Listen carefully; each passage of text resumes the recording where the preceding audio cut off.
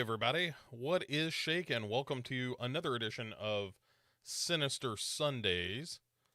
Sundays is, of course, Morbid Mondays if you're listening to the audio version, but if you're here with me live, then it is a Sinister Sunday. Made even better by the fact that it's daylight savings. I'm normally not a fan of daylight savings. In fact, there are plenty of studies that shows daylight savings actually kills. But having an extra hour of sleep is never bad, and I put it to good use. But it's been kind of a great Sunday. I've been caught up enough that today was really just watching movies for upcoming stuff. So I got to watch Spontaneous, which is going to be the next movie we discuss on Heart of Horror with Kate Pollock. That's going to be coming very soon. Then I watched a little bit of, not a little bit, I watched the whole thing. Girl with the Dragon Tattoo, the David Fincher joint, which is the next movie that I'm going to be talking about on Opera Omnia with Duncan McLeish. And then watched The Deep House again, which if, I don't know, have you guys seen The Deep House? I don't know, and for, of course, thanks for being here. We'll get into some news and what's coming on streaming in a bit, and as well as your questions. So feel free to shout out. Jason finishing up a movie. That's totally fine. I get it. Before really paying attention. Look, I mean, how much attention do you have to pay to this? I'm just saying. But yeah, so doing a lot of that. I think tonight, I'm actually gonna finally sit down and watch Dune, which I'm really excited about. So yeah, it's been a really good day. Did a movie night last night to catch up on some Ted Lasso. Had some chili. That's always a fun little science experiment you can conduct on yourself. It's like eating asparagus or cabbage. But that's always a good time. So yeah, it's been a couple of weeks because last Sunday was Halloween, and on Halloween, I was doing Halloween stuff. I was finishing up some decorating and getting into the Sasquatch outfit and whatnot. If you're over on the Dark Parade group, you can definitely see some pictures of the house as we had it decorated and all the costuming and whatnot. It was really fun. We had about 200 trick-or-treaters. It was our estimate. A few less than we had bagged candy for, but Brandy bagged candy for about 250 people. So yeah, it's been very cool since then. Like I really enjoyed Halloween a lot. It was a really, really good Halloween. And had a blast. My little nephew came over, and we he kind of did his circle of the neighborhood, scored big on the candy, and then started handing out candy to the other trick-or-treaters. But what was really funny about that is because he's such a gregarious and outgoing kind of kid, he would actually introduce himself as he was handing out the candy. And I mean, he's 4 years old, so he's just adorable anyway, but would hand or put candy in the bags of trick-or-treaters and say, "Hi, I'm Alex." It was a lot of fun. That was a great time. But now we're back in the swing of things. There's going to be at least 1 week in this month where we're not doing a regular Sinister Sunday. The week of the 20th, so 2 weeks from now, I will be on the road. I'll be in Charleston for the Thanksgiving holiday. The Sunday after is going to be iffy. Because I'm supposed to, I think, do a family meal after I get back. So we'll see. But I'll keep you posted. Again, just be sure that you're checking out the Dark Parade either on Twitter at Dark Parade Pod, or that you're in the Facebook group. And I will make announcements both places. So, speaking of other stuff that's going on, I want to say I think that like last month was the first full month of doing Dark Parade, and to that end, um, we did really well. Like again, I really appreciate everybody that's subscribed to the Dark Parade podcast. I hope that you are sharing it around. That also helps a lot. But again, just thanks very much. You guys have really been great champions so far. So we'll see how it goes from here. But there's no signs of stopping now. We're kind of in the tunnel in Willy Wonka where there's a bunch of weird shit and chickens getting their head cut off, and it's just going to be a lot of weird stuff from here on out. So Robert said that he's glad somebody's having fun. He started the Eurovault of Christopher Lee and not finding him too great. Yeah, some of that stuff he did for $1. Let's not kid each other here. And Jason saying he got up an hour earlier and actually felt like he got some stuff accomplished today. Good for you. I didn't accomplish much of anything today. By design, I have been busy as shit lately, and especially coming off of the Halloween stuff. We did 31 days of Halloween there, and not only did Dark Parade do well over Halloween, and again thank you for that, but just at Legion Podcasts in general had the best month it ever had. And to help promote that, I was doing, the 31 days of Halloween where there was a mini review dropping every day. And about the last week of that was where, those chickens came home to roost exhaustion-wise. But it was super fun. Like, I don't regret doing any of it. I was just tired at the end of it. So, yeah, it's been... like a lot of work has been happening, not today, but a lot of work's been happening, and all of that seems to be bearing fruit. And again, thanks for being, evangelists and water carriers for Dark Parade, and I will lean on you to do it some more as we move forward. As you may or may not know, we are in the middle of a Night of the Demons series. The first one dropped last week. Then we're going to be doing Night of the Demons 2, 3, and then the remake in the month of November. That is going to be November. And then as we start December, spoilers, December is going to be Let the Right One In and Let Me In to start. And then we're going to do the Black Christmas movies and all their many guises as we round out December and 2021 as a whole. So that's what's ahead of us on Dark Parade. But, you didn't come here just for scheduling. What's up, Boomer? Hanging out with us as well. Let's talk about some news, shall we? I've got a handful of items that I picked up over the last couple of weeks. One of the good things about not doing the show every week, one is you are not morally obligated to watch more than one stream of me in the course of a 2-week period, but also it allows some news to build up. So we're gonna dig into this, and I'm gonna start with let's start with some hairy business. So the Wolfman is getting another remake because the Benicio del Toro one was a while ago and wasn't all that good. Quite frankly, it's okay, but it's not great. So yeah, Lee Winnell, who did The Invisible Man, was going to do The Wolfman with Ryan Gosling, and the Invisible Man that he did was really, really good, right? Like, Invisible Man is a great horror film. It's well acted. It's socially relevant. It's got something to say. It's got a perspective. It's everything you want out of a horror movie, right? It's using horror to make a larger comment about life as a whole.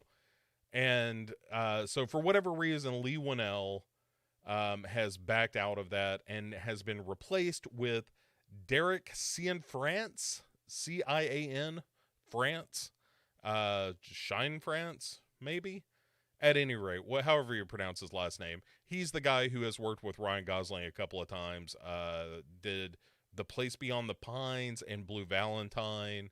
Neither movie I have seen, but I know Blue Valentine at least was well regarded. So he is going to be the guy doing the next Wolfman movie with Ryan Gosling, which seems to be still on track to at least get made, even though, I mean, it's not in front of the cameras yet, so who knows? But, it's I'm curious. Like Ryan Gosling, I think is certainly a for real actor. I like him as a presence on screen. I still think, is it The Wrong Guys, the Old Guys, something like that. The one he did with Russell Crowe that Shane Black wrote and directed. Terrific movie. So I'm kind of down for that. Not that Shane Black has anything to do with Wolfman, but I like Ryan Gosling. I'll give this a day in court, and I like the fact that Universal is trying to make like legitimately good movies as opposed to doing all that dark universe bullshit, which was a terrible idea. Actually, Jason's saying right now, stop trying to make dark universe happen. I don't think that's what this is. I think somebody over there learned their lesson. So we'll see. Yeah, you're right, though. Dark Universe is a stupid idea. I said it from the time that they announced the Dark Universe. I was like, don't try to make heroes out of monsters. That's a dumb way to go with it. These are supposed to be things that go bump in the night, not, bonk in the comics panel. That's a bad transition. But you get it. Boomer saying that Blue Valentine was great, but it's a weird transition. You're probably right. It seems strange to me because those are both dramas, but then again, I would argue that there's plenty of drama in the DNA of The Invisible Man, and that's still a good horror film. It's just also got dramatic elements, so I'm not against it.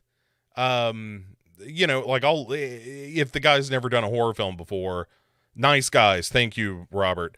That's the Ryan Gosling movie I was trying to think of. Anyway, if the guy has an interest in doing this movie and wanting to make a good Wolfman movie, and I think the quote was they want to kind of do a little bit of Nightcrawler was the comparison that they made out of the production team. Like, we're kind of doing a supernatural spin on Nightcrawler. I was like, that kind of sounds okay. If Ryan Gosling is a Wolfman and covering his own crimes, maybe that'd be interesting. Anyway, Boomer saying we could get a Hulk versus Mr. Hyde. I mean, we did League of Extraordinary Gentlemen on Pick Six Movies, and I think that's as much Mr. Hyde as we need for a while. I would like to see a Jekyll and Hyde film made today. And I think there is a way to do that movie in a really interesting and fun way. I don't necessarily know that, trying to make it a blockbuster isn't the way to go. The way to make a good monster movie these days, in my opinion, is you give the director between $5 and $20 million and you leave them the fuck alone. And you say, go make me a scary movie that's also good. And get good directors and good writers to do it. So Rayman saying he loves seeing the classic monsters and still really wants a truly terrifying Mummy film, but it seems tough. Yeah, the Mummy is a tough one because, if you go straight up like remake, then the Mummy just wanders around and strangles people. And if you do the more magical Brendan Fraser kind of Mummy stuff, which is fun, I'm actually a big fan of Mummy and Mummy Returns both. Are they great movies? Maybe not, but I really enjoy them. And I don't know how you make the Mummy scary though. That's even the Christopher Lee stuff, the Curse of the Mummy and all that. I never find the Mummy to be a scary creature. I think the Mummy is fun. Creature from the Black Lagoon seems like a gimme here, Boomer. You're right. I think that Creature from the Black Lagoon makes the most sense in terms of a remake and what you could do with it, because it's kind of a claustrophobic film, where you go to the Black Lagoon, boat breaks down or whatever, and then the creature begins attacking, and that would be fun. And also you could have plenty to say about environmentalism in this day and age of like going into places that man just should not tread, or at least goes in there with, capitalist ideals and finds himself face to face with nature. And I think that would be real fun. But yeah, so that Wolfman movie is coming. I don't know that you could get away with a Phantom of the Opera. Maybe that time has passed, or at least I can't think of a good way to do that unless you went more Phantom of the Paradise with it. But yeah, and I think you could also do a really good Frankenstein these days. So, as far as the Universal roundup goes, there is a Dracula somewhere in the works, and I can't remember who's doing it, but there is one of those happening. Okay, let's talk. Speaking of Disney, is Disney Universal? Who can remember anymore? Disney owns everything. But speaking of the Disney, Taika Waititi is still on board to do this Tower of Terror movie for Disney, which is, of course, based on the ride that has been retired, I think, in California. I think it's still in Orlando. I'll tell you in March or April, because I will definitely be heading down to Florida to visit Pick 6 co-host Chad Cooper, so that I can, experience some fun Disney action. Tower of Terror is one of my favorite rides down there, if it still exists. At one point, they were replacing it. I think in California, it got replaced with a Guardians of the Galaxy thing. Which, FYI, that Guardians of the Galaxy game, pretty good. Pretty good. Not what we're talking about, but, while we're on the subject of GOTG.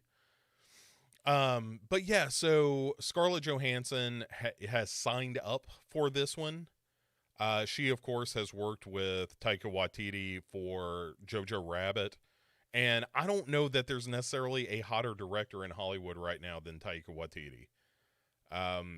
It seems strange to think that, but I think coming off the heels of Thor Ragnarok and everything that, comes out of the studio about Love and Thunder, the next Thor movie, sounds just effing great. And, much like James Gunn doing Guardians of the Galaxy, Taika Waititi, he's just an inventive and funny director, and giving him the Thor franchise resuscitated that in a big way, because that Thor 2 Dark World film was a real snooze, and the original Thor ain't that great either. So it really took, I think, Taika Waititi to sort of figure out that those movies need to be a little bit of camp to completely work. So yeah, Jason, I am throwing a little bit of a comics bone. And Boomer saying, to follow up on the Universal stuff, Frankenstein is the one movie, and Bride of Frankenstein, that really hold up. Bride of Frankenstein is legit a great film. The original Frankenstein, I also agree, is very good, but Bride of Frankenstein is maybe my favorite of those Universal era monster movies, and it comes down to Little People in a Jar for me. But yeah, it's great. And Jason said he hopes that Taika can get his Akira adaptation off the ground. I think it's going to be one of those things where if Love and Thunder hits, which it oughta, and Tower of Terror hits, which it oughta, then I think he can write his ticket. So I think he does those two, and then Akira is the movie they let him make. Kind of like James Wan doing Malignant. They let him do Malignant because Aquaman made $1 billion. And he was like, look, I'm just going to go do this weird movie that I want to do. And like Akira is a lot more money than Malignant, but I think he can make an argument that Akira is, it's an IP that people know, and I think he can make that argument that way, but also just say like, hey, here's my track record. Like when it comes to adapting properties, I'm batting 1,000. You may or may not remember in 97, there was a Tower of Terror TV movie which starred Steve Guttenberg and Kirsten Dunst, which was not very good, as you would imagine. but you know, it existed, and I watched it because I love Tower of Terror.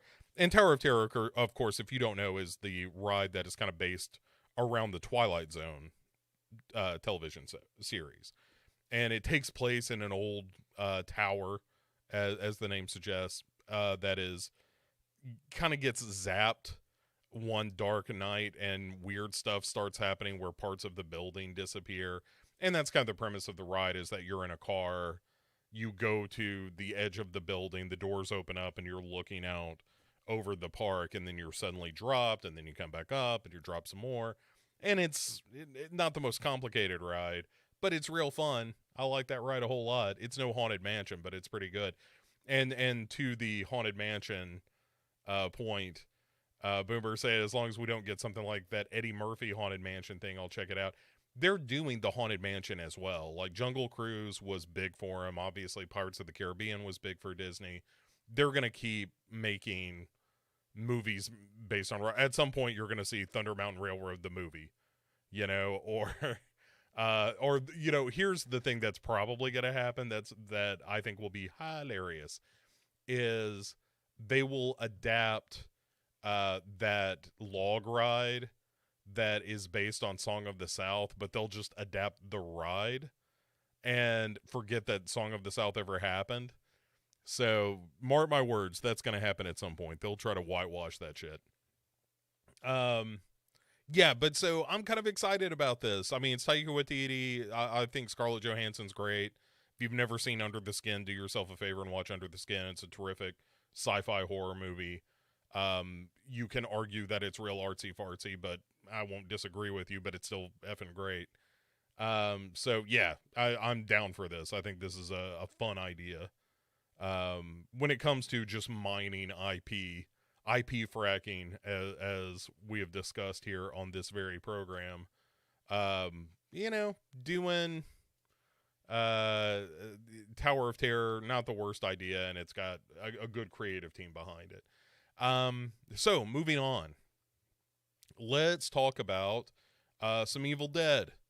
That new Evil Dead movie, Evil Dead Rise, has officially wrapped filming and is due to hit the HBO Max, or as the kids call it, Max, sometime next year. I would assume around Halloween would be the right time to unleash that.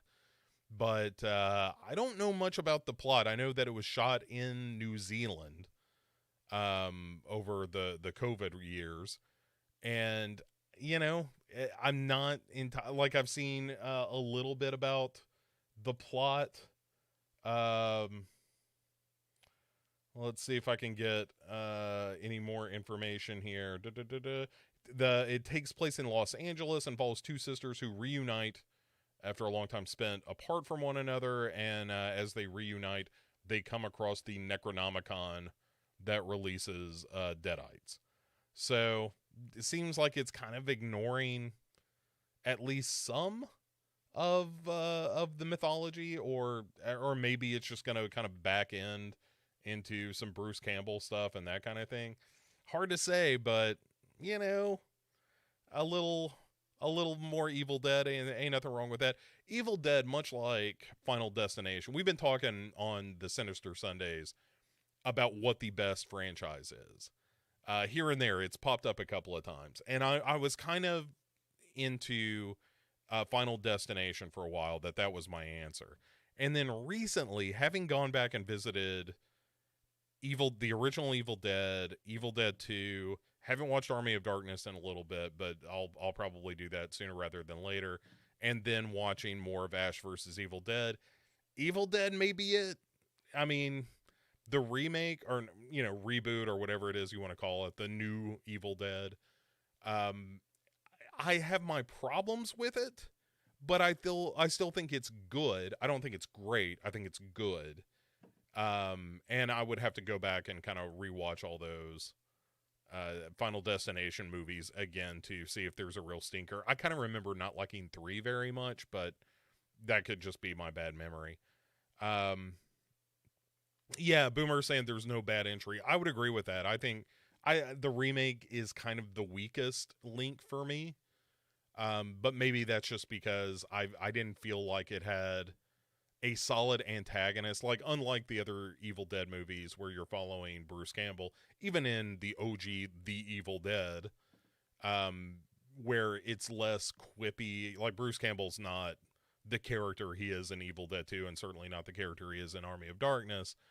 But um, you know, it's still like having your focus on following one person through a night where they're trying to survive. I think that is kind of the way to go, and I think the Evil Dead remake muddies the water with that some, where it's trying to be a little more subversive and upend some of the expectations going into that movie, which I think works. But also on a narrative level, you start to wonder, like, well, whose movie is this? Who am I supposed to care about? Especially when in theory, the lead character of the film spends a good portion of the movie in the cellar possessed. So, again, that's not a giant criticism of the movie overall. It's just like I find that a little bothersome. I find the guy who has to snip barbed wire off this book and ignore all the words in the margin saying, please don't read this because demons will be unleashed, and he does it anyway. I find that to be a little bit unbelievable as well. Boomer said, I know they say Bruce Campbell is not involved as an actor, but if he somehow showed up, I would lose my stuff. Don't make me use my stuff on you, man. Yeah, I'm going to take him at his word that he's not going to show up in this one. But I think he's kind of said more than once now that he's done playing Ash. Except in like video games and stuff like that, that Ash versus Evil Dead was sort of the swan song of that character, which is fine. That's, if you're going to send it off, like have 3 seasons of a show that's really funny and entertaining. And I think he's terrific in it. And, just everything must come to an end. And I would prefer to that end to be on Bruce Campbell's own terms. Where he's just like, I'm kind of done with it right now. And I'm never going to be in the blue chambray work shirt again, but I'll be behind the scenes. I'll be producing the movies and making a few bucks that way. Totally fine. The chainsaw to the head with the blood raining down scene is just metal. Yeah, no, 100%. Like, taken individually, the scenes of Evil Dead, whatever year it was, 2011, whenever it was, that taken individually, all of those scenes are great. There are just little and that cold open with them setting the girl on fire in the basement and everything, all that stuff. You're right, all that stuff is totally metal. I just think when you look at it overall as a narrative, it's just not as tight as Evil Dead or Evil Dead 2 or even Army of Darkness. It's just a little messier and a little more freewheeling. And that doesn't mean it's bad. It just means that when I'm ranking those movies in my head, I'm looking for things to deduct points for, and those are the things that I would knock a couple of points off. But I still think it's great. I have a good time with it, and it moves at a clip. Like, one of the things that they get right about that series is, like, none of these movies are very long because they don't need to be. Like, get in there, do your business, and get out. But you're right. Like, I'm very much looking forward to seeing Evil Dead Rise. It sounds, the premise is serviceable, and that's all you need. Like, get the Deadites involved, get some people possessed, and see what that looks like, and make it gory as shit. That's the thing I think that the reboot got right, is like, let's just do practical effects and make it bloody as fuck. And I'm on board. Andrew saying, we're lucky we even got the TV series. I agree. And got 3 seasons of it. Yeah, I mean, we were #blessed for getting Ash versus Evil Dead. I've been kind of going back through that on days when I'm not working in the yard, and with the weather turning cold, sometimes I jump on the stationary bike to, try to keep the old ticker in shape. And that I've been going back through Ash versus Evil Dead because it's kind of perfect bite size of, hey, I'm going to jump on the stationery and watch an episode of Ash vs. Evil Dead and try to get some sweat in. Okay, let's talk about another so-called master of horror. Let's go to Darren Lynn Bousman, who you may recall as being one of the guys on the Saw movies. Correct me if I'm wrong. It's been a while since I caught up with Darren Lynn Bousman. Saw movies, and he did what is the Zydrate Anatomy film, Repo, the Genetic Opera, and hold on, you know what? It's time, I think, here on Sinister Sunday for a patented, is Darren Lynn Bousman a master of horror?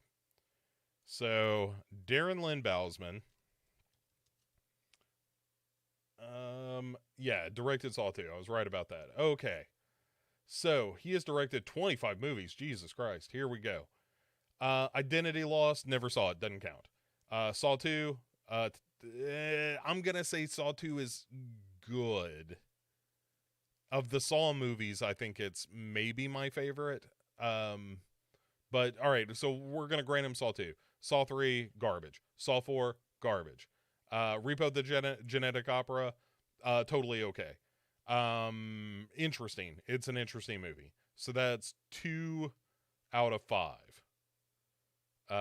Is that right? 1, 2, 3, 4. Oh, no.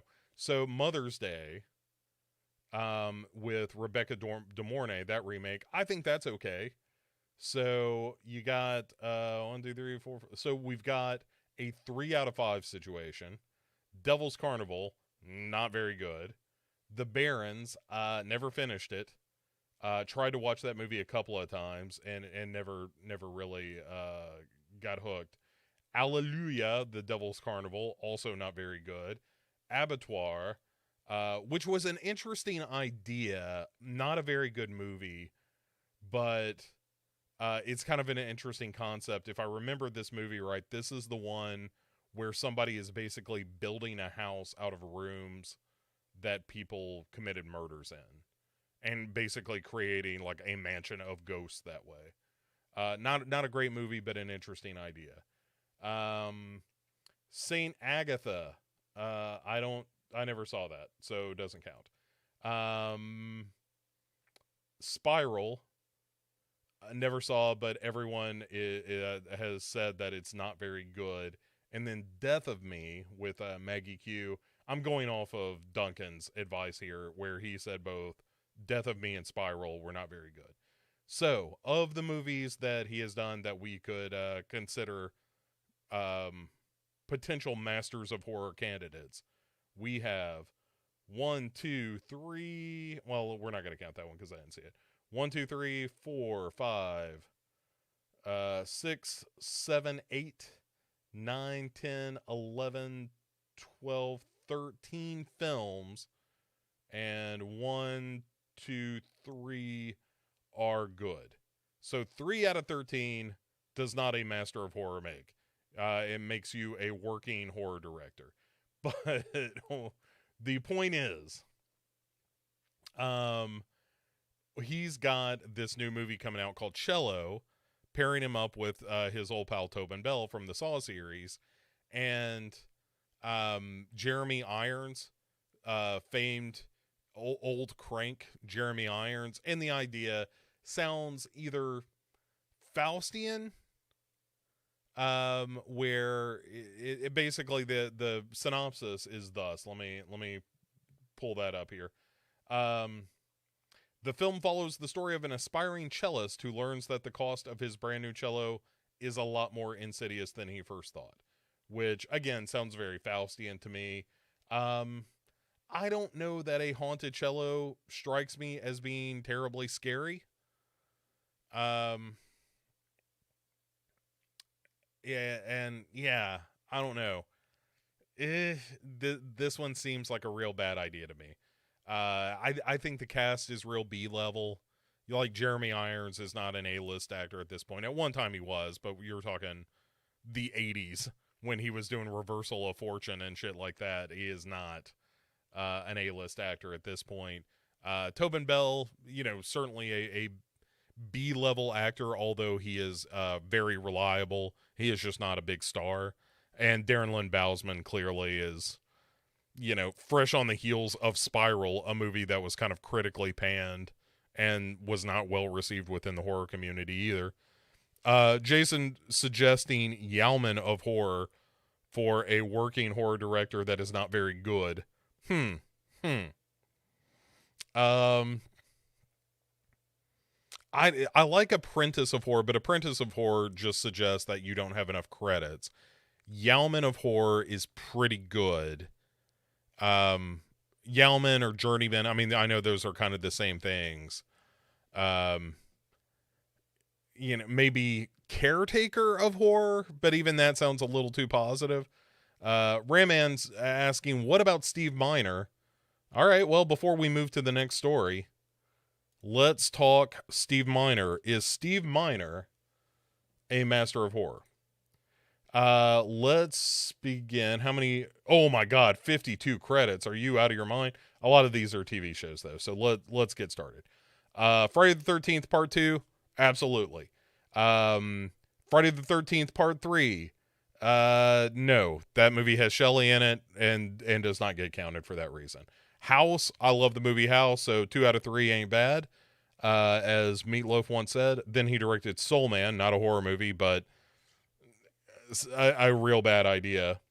Warlock, which is that's on the bubble. It's not terrible, and it's got a good Julian Sands performance in it. I think we're going to count it. I think we're looking at the moment, we are looking at 3 out of 4. Wild Hearts Can't Be Broken doesn't count. Forever Young doesn't count because they're not horror. My Father the Hero doesn't count. Where do we get H2O? Halloween, H2O 20 years later. Oof. That is a tough call. I think by virtue of Michael Myers getting karate kicked by Busta Rhymes, we cannot count that as a great horror film. So we are now at a 3 out of 5 for Steve Miner, if my math is right. Lake Placid, I enjoy a lot. Great Oliver Platt performance. Really good kind of creature feature. We're back in business. We got 4 out of 6. So Texas Rangers, not a horror, doesn't count. Let's see, some TV he did here. Day of the Dead, a straight-to-video horror movie. That is absolute garbage. So that is 4 out of 7 now. Day of the Dead is a terrible, terrible, terrible movie. And then upcoming has a movie, another horror movie called The Exorcism at Lincoln High. So I think you're right though, Raman. Like, I think that he is overlooked, but his best work was clearly in the 80s. So, oh, right. All right. Jason saying buses and Halloween Resurrection. All right. Wait, that's the one with Jamie Lee Curtis and Adam Arkin in it. Okay. This is coming back to me now. I think at best we're still looking at a 4 out of 7, which is definitely Apprentice of Horror territory, not Master of Horror territory. I'm going to officially publish some rules because the idea was it needs to be 4 out of 5 and then increments where you have to bat 50% after that so that you can get a 3 out of 5. But then if your next movie is good and you're at a 4 out of 6, you're still back in business and in Master of Horror territory. I'm working on the math on all of this. But thanks for correcting me on the Halloween H2O stuff. Halloween Resurrection, that's right. That's Busta Rhymes and all the webcam stuff. Speaking of guys who aren't masters of horror, how's that for a transition? Let's talk about one Zachary Snyder and a sequel to Army of the Dead, where this one is going to be called Planet of the Dead.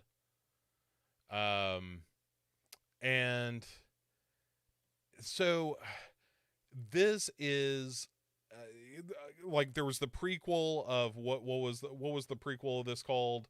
Army of Thieves, which I didn't watch because I thought Army of the Dead was a real stinker. And so there's an anime coming that is a prequel to Army of the Dead, called Army of the Dead Las Vegas.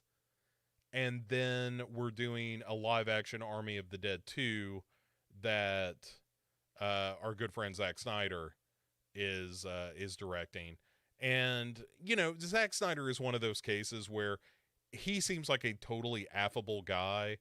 And I have a bit of a soft spot for Zack Snyder because of what happened with his daughter. And I'm just like, oh, you know, this is a guy that I really wish nothing but the best for. But also, I just don't know that he's a director I want to see more of. Especially after going through on Pick 6 that 4 hours worth of Justice League Snyder cut. Now, also, take a brief pause here to complain about something. If you are on Twitter and using the hashtag release the ire cut, I need you to stop. I don't want the ire cut of Suicide Squad. I don't care how visionary David Ayers is. I've seen enough David Ayer films to know that I don't really like David Ayer films. I agree, Suicide Squad is probably muddled more so because of studio involvement, and there is probably a slightly better version of Suicide Squad that is the David Ayer cut. I don't give a shit. I don't want to see it. They had one bite at this apple, then they called in James Gunn to do it right. He did. He made a perfectly good Suicide Squad movie, and let's all move on with our lives. You know, this like instant nostalgia for a thing that doesn't exist is driving me up the goddamn wall. So, Boomer saying, I bet there was going to be lots of slow-mo in this Army of the Dead too. Of course, every Zack Snyder movie after he did Dawn of the Dead could be 30 minutes shorter if you just use normal speed for the duration of the film. And in the instance of Justice League, the Zack Snyder Justice League, I mean, you're talking what that movie could be an hour 40 minutes long instead of 4 hours if it just wasn't all in slow motion. It's just the worst. Jim here to say he's late as usual. What has he missed? I mean, all kinds of stuff. We've done a couple of Masters of Horror examinations. We determined that neither Steve Miner nor Darren Lynn Bousman are Masters of Horror. It's just a lot of stuff. You're going to have to go back. Boomer saying that he really enjoyed Suicide Squad too. Sure. It's really fun. It's really gory. It's violent. It's over the top. It's everything you want out of a Suicide Squad movie and not a bunch of grimdark bullshit. Jason said he is torn because vortices and time travel is just too much high concept stuff to throw into a movie where you already have to accept zombies, but I love the originality of it. You know, yeah. I don't need any movie that has zombies as like it's the Tomorrow War effect for me, that Chris Pratt movie that was on Amazon, where, all right, I'm accepting time travel, and you've got a bunch of crazy time travel rules, and that's fine. And then all of a sudden there's a twist in the third act that's like, oh, but wait, it's not even aliens, y'all. And I'm just like, I just stop all of this. Just tell a straight, clean story. Get the story right, get the characters interesting, and then you can start making your twisty movies. But, oh my God. And in addition to my complaints about release the air cut, another thing that has been stuck in my craw the past couple of weeks that I don't care for is Chris Pratt being picked to be the voice of every animated character. I like Chris Pratt just fine. I'm a big Parks and Rec fan. I think he's really good in the Guardians of the Galaxy movies because he's kind of a lovable oaf. But I don't like him in everything. I thought the Lego movie was good as well, but I'm getting like him being picked for both Super Mario and what was the other one he just got picked for? The Garfield. Two animated. He's gonna be Garfield the cat. That seems totally wrong for me. Um, oof, oof. Anyway, those are my minor complaints right now. But yeah, so this Army of the Dead 2, I again, if you liked Army of the Dead, God bless you. I'm not telling you you're wrong. But I thought that movie was a real stinkeroo. I didn't think any of the characters were interesting. I like Dave Bautista, and I thought he was like it's just he was punching above his weight in that movie in a way that did him no favors, where he has to pull off like these emotional scenes, and I'm like, it's not what you do, man. You are not a dramatic actor. Like you're an action hero, and you just need to be an action hero. And it was not great. Um, and that is it for news. So, if there is anything, yeah, Jim saying no one wants an in shape Garfield, right? Like, that was the thing that Chris Pratt said once upon a time that's always hung with me is that he kept going to auditions where he looked like everyone else in the room when he was auditioning, and so he let himself gain a few pounds and kind of leaned into the comedy, which is fine. That's totally cool. But it's also a somewhat cynical look at. I mean, it's a cynical business though, so I don't necessarily blame him for that. But yeah, just having this super jack dude be Garfield is not the way to go with it. Um, Jason saying there's a larger rant here about how we already have all these hardworking voice actors and they keep going after big Hollywood people. I mean, I get why a studio wants to throw a big name on the Garfield movie because knee jerk, I don't know how many kids are into Garfield, so if you can say, you know, this popular actor is going to be Garfield in the new Garfield movie, uh, I think that's from a marketing point of view, I totally understand that. I mean, are there better voice actors for that role?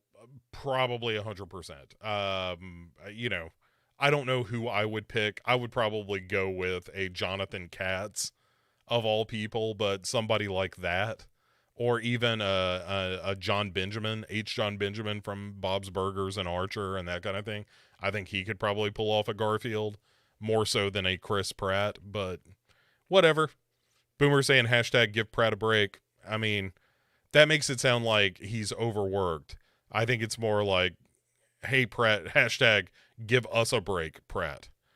Um, but yeah, it's a weird pick. It's a really weird pick. Why do Garfield again when Bill Murray kind of perfected it? Gary asks.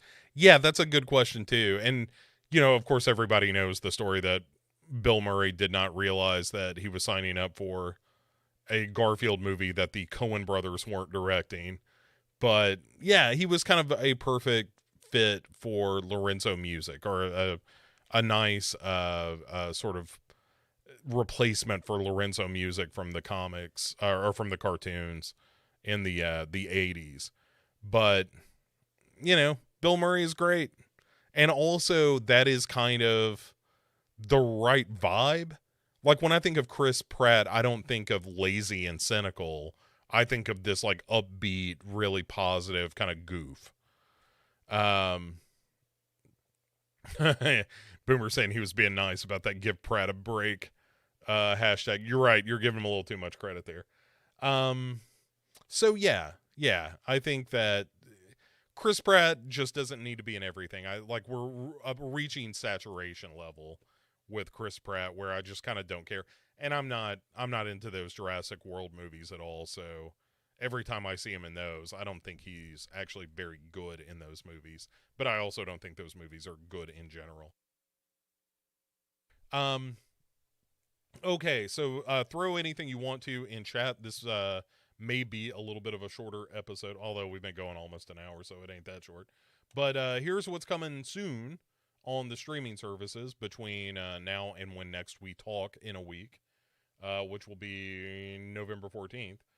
On Netflix, you got yourself some Addams Family Values, which is a terrific movie. Both of those Addams Family movies with Raul Julia and Angelica Houston and Christopher Lloyd, you can do a whole lot worse than those films. And especially in this kind of post-Halloween time in which we live, I like the idea that we're kind of keeping the spirit alive. Those are great movies. Bram Stoker's Dracula, the Francis Ford Coppola movie. Some terrible casting decisions in that movie, but a really great gothic horror film. So I don't know anyone who would be watching this that hasn't seen Bram Stoker's Dracula, but if you haven't, you should.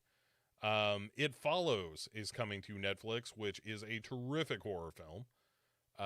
One of those movies that is like, oh, this gets to the core of my fear of death in a way that few movies do. You know, this ain't about like just a great white shark or something eating you, which just means you don't go in the water, or certainly not in shark infested waters. But instead gets to the core of like, oh, death is coming for us all in a slow and steady way, and we can never escape it. Best of luck, everybody. Movie is terrifying. And also the use of like people who are disfigured or deformed in some way and that kind of thing. Oh, it's just terrific, terrific movie. Speaking of terrific movies, The Nightingale is the follow-up to what's her name? Jennifer Kent from The Babadook. It's a movie I haven't seen. I'm not saying the Nightingale is a terrific movie. I'm saying the Babadook. Yeah, Jennifer Kent is her name. I'm saying that The Babadook is a terrific movie, and this is her follow-up that I should have watched and I haven't yet.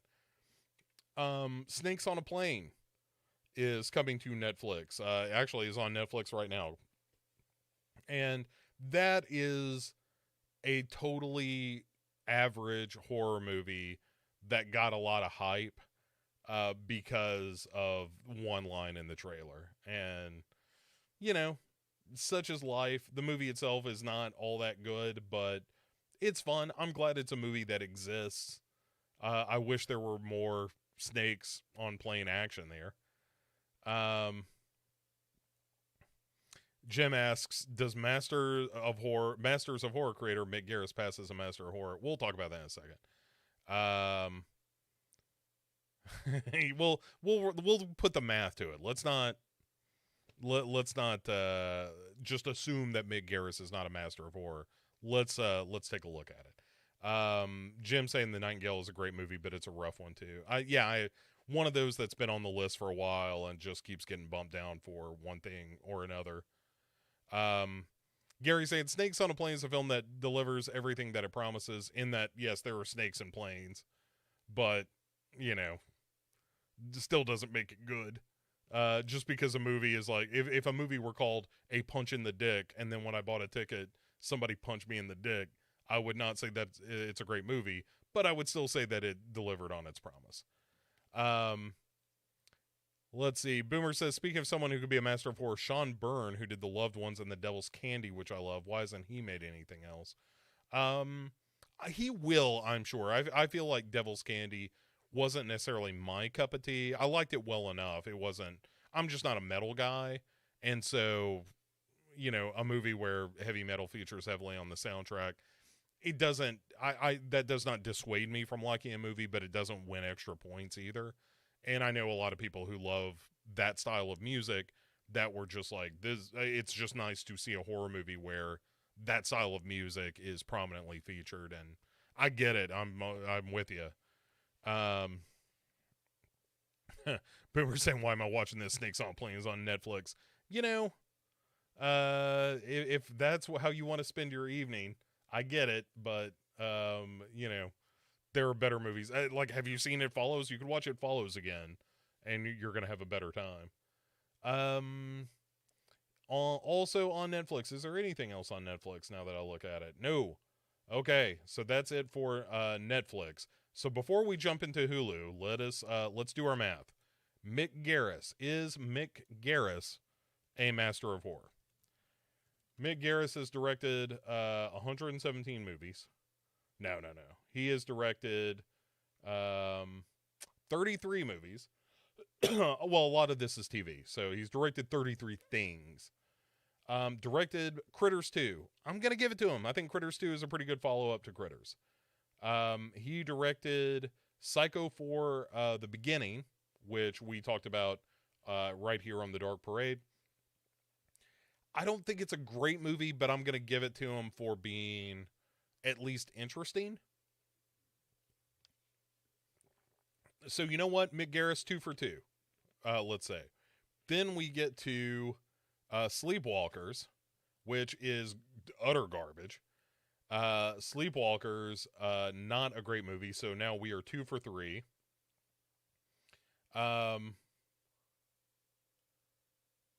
We've got the Stand miniseries, which is half good. Still doesn't count, though, because it was a TV miniseries. Quicksilver Highway. I don't think I've seen this one. That's an anthology movie.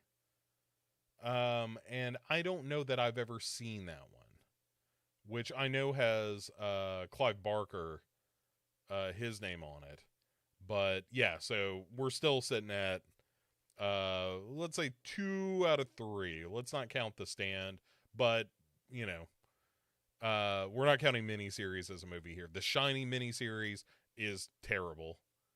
And maybe I'm just thinking about the shrubbery scene of that, and it's just the worst. But I don't think it's good in general. He did Lost in Oz, didn't see it. Did Riding the Bullet. I never saw that. Desperation, also a TV movie, but not a miniseries, and also not very good. Bag of Bones, the miniseries, I got through about half of one episode because I liked the book so much, and that was garbage. And then did a couple of the segments of Nightmare Cinema, which I don't think I ever saw, and then is set up to do A Noble Lie. But Duncan and I recently had a Mick Garris conversation, and I would argue Mick Garris is like one of the best friends horror ever had. I don't think he's a master of horror in terms of generating filmmaking. He's pal of horror. Mick Garris, I think, is how this lands. Andrew says, do a double bill of The Nightingale and Incident in a Ghostland as a double feature, a feel bad movie night. Yeah, I've seen Incident in a Ghostland twice now, and I'm good. Not because it's depressing. I am not a fan of that movie. I think that movie telegraphs way too much, and by the time you get to the end of it, I'm like, yeah, I know. I get it. Gary says, Critter Stew is my only Easter tradition. Sure. Critter Stew is all right, but it's been years since I've seen it, but I remember that being all right. Raman says, Mick Garris is such a likable guy and a legitimately great interviewer. I just don't think he's a great director. I'm totally with you. I think Mick Garris is a totally good guy. I do think that the conversations he has about horror are probably better than anything he's produced himself for the genre. But yeah. Boomer says, I'm waiting for a Tubi and Shudder discussion. We'll get to Shudder in a second. Tubi I don't do just because it's too big. And I keep telling myself at some point I'm going to have like a bonus show that is devoted to Tubi. We're not there yet, but Tubi is a great friend to horror nerds like ourselves because they have everything. I still don't understand what their business model is, but I assume it's somehow based on online gambling commercials. Gary says Mick Garris is kind of like Nick Cage in National Treasure. He's a master protector. Yeah. Yeah, that's true. He's a good steward of horror. Jason saying associate of horror. Yeah, yeah, yeah. I caretaker is a little bit too strong, but I like horror. I don't know. We're gonna have to really sort of brainstorm all of our various monikers, because right now it's really just master and apprentice. I like Yalman of horror, and I think maybe that's where that because we don't want to get too spread out with our nomenclature, and I think maybe Mick Garris, Steve Miner, uh, and Darren Lynn Bousman all fall into the Yalman of horror. Even though it's kind of unfortunate that I think Mick Garris is probably a better guy than Darren Lynn Bousman. But such is life, right? So such is the nature of categorization. Um, on Hulu. Speaking of, what do we got? We got Dark Angel, which is a full moon joint. You've got Dark Shadows, the Tim Burton film that's a real honker. If you want to have a good time, you can watch Dr. Phibes Rises Again. Not as good as the abominable Dr. Phibes, but still pretty fun. You've got yourself a little bit of The Fly from '86, the Cronenberg Fly, one of the greatest horror films of all time, so nothing to sneeze at there. You've got the Arnold Schwarzenegger zombie movie Maggie, if you're into that, and that's a movie that is totally okay. Again, you don't expect Schwarzenegger in a role like that, but it's not the worst. It's okay. Resident Evil, the OG Resident Evil, on Hulu as well, and again, that's one of those. Is it a great movie? Not really. Is it kind of fun if you've played the Resident Evil games? Yeah, it's kind of fun. It's real dumb, but I can get behind that. Troll 2. And speaking of sequels, how about Texas Chainsaw Massacre 2? One of those movies is one of the best sequels of all time.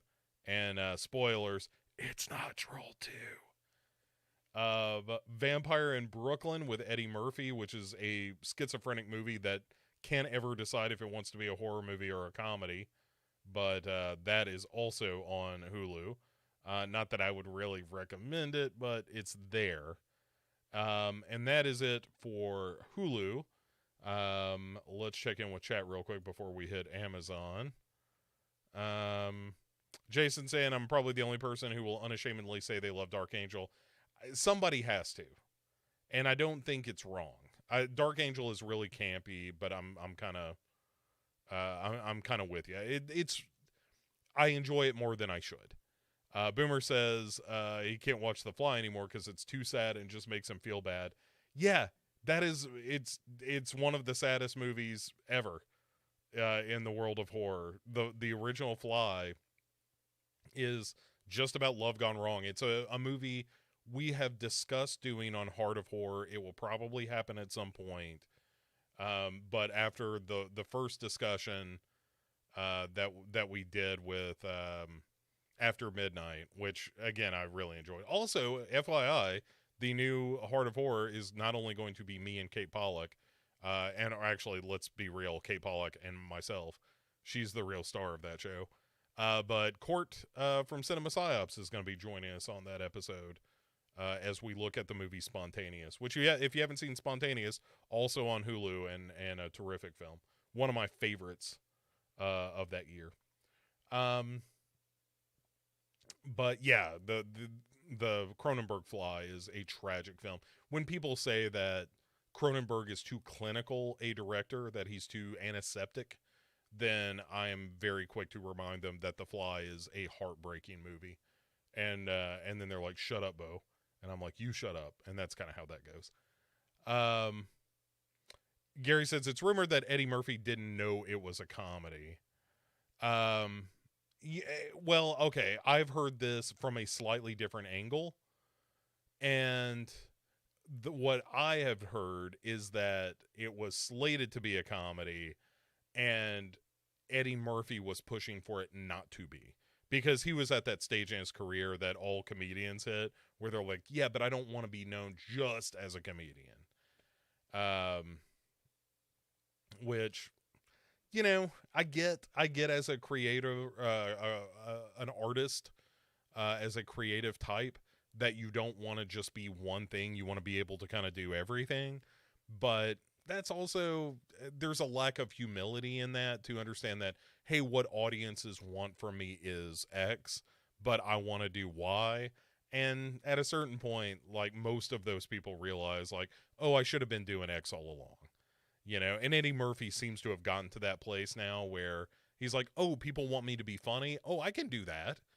Um, anyway, and I love Eddie Murphy, but it's nice to see him in a pure comedy and not a movie where he's trying to be serious and the movie's trying to be comic. Anyway, on Amazon, you got Alien, Alien 3, Alien versus Predator, Alien Resurrection, all of those now available on Amazon. Um, of those, Alien is good, and Alien versus Predator is stupid but fun. The rest of it kind of disposable, as far as I'm concerned. Speaking of feel bad movies, Children of Men is on Amazon. I know that's more science fiction, but let's be honest, it's kind of horrific as well. Um, Also, Predator 2 is on Amazon right now, which is, I mean, I like Predator 2 because it's got good Gary Busey, good Danny Glover, but it's also kind of racist, and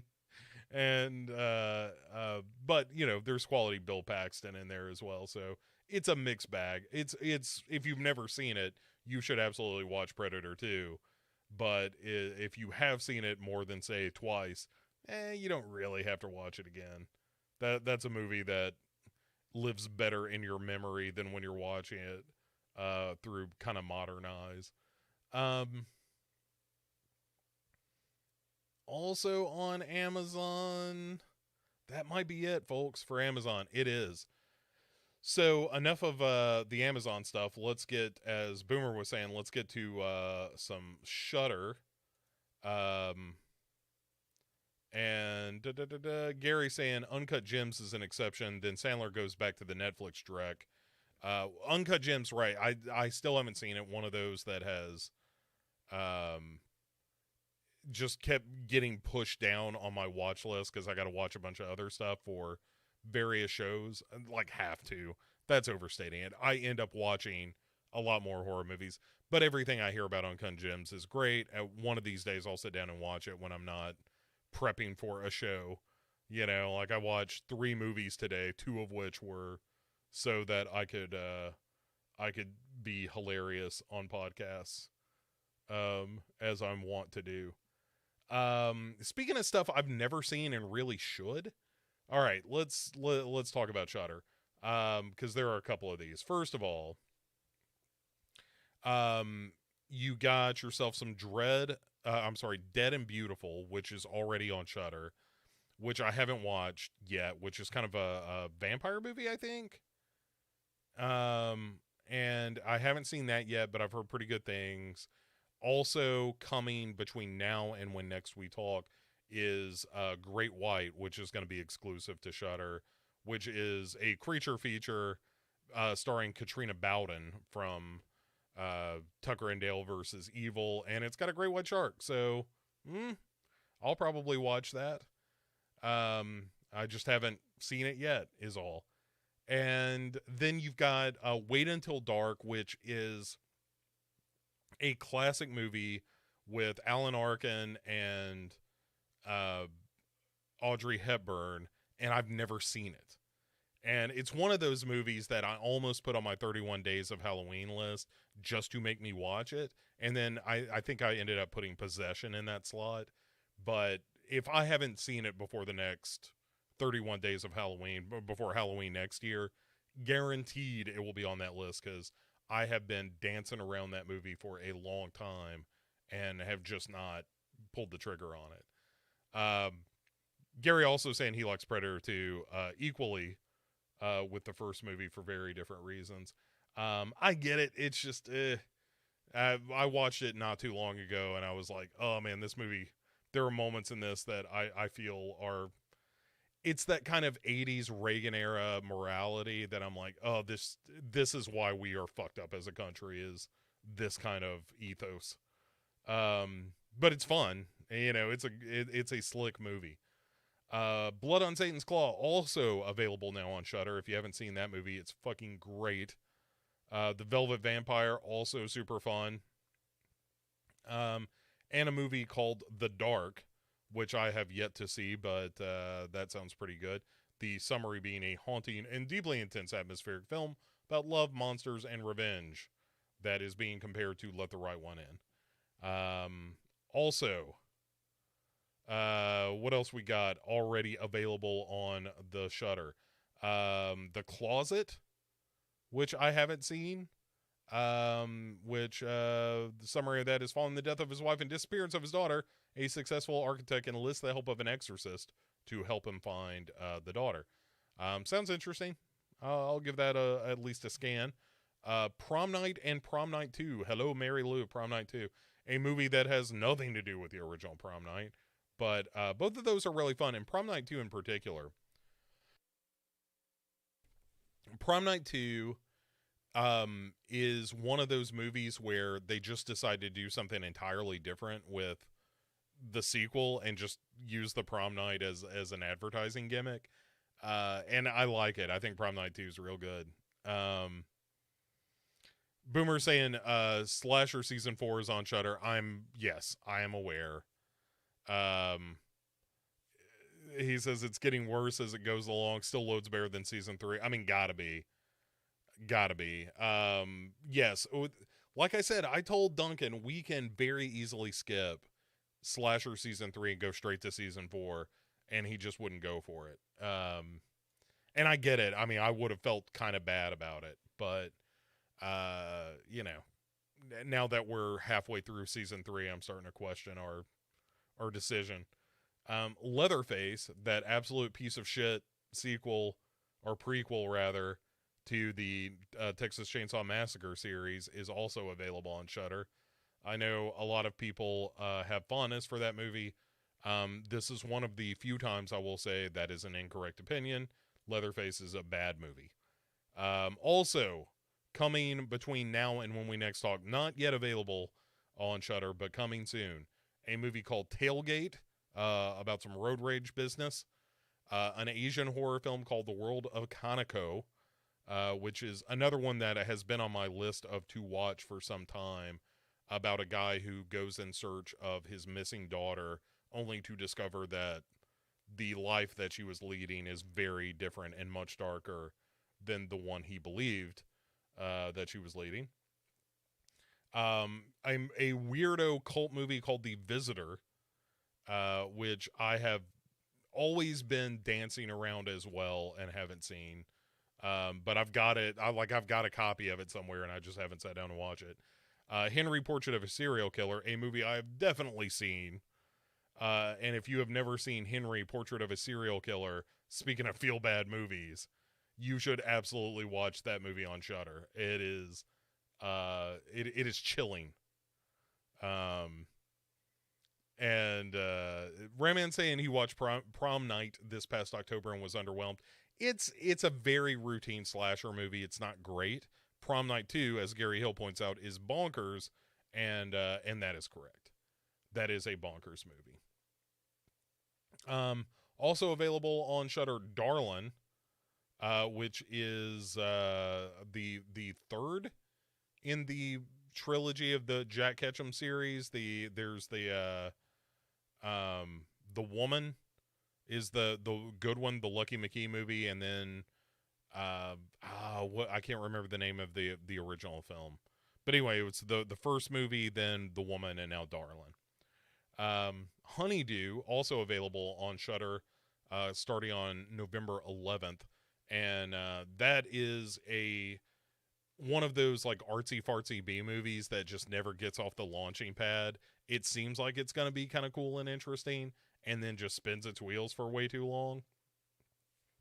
But anyway, coming middle of the month, when we talk next week about what's coming on to Shudder in the week ahead, that week is a fucking banger.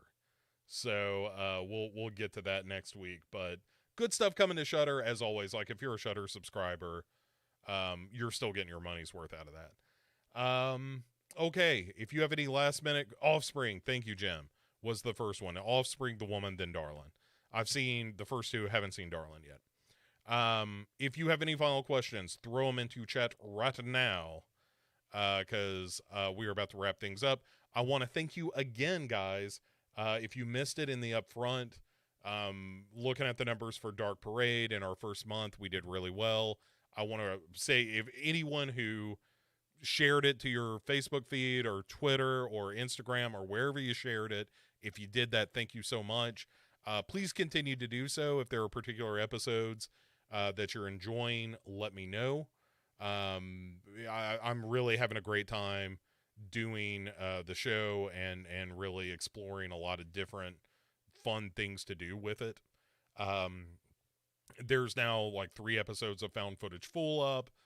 Most recently, the Paranormal Activity Next of Kin review, which is a movie I enjoyed a surprising amount. As well as, like I said, Heart of Horror is coming soon. We got another What You Watching with Jamie and Bo coming soon. We're going to be doing Night of the Demons all through November with a cast of characters, including Gary Hill right here in the chat.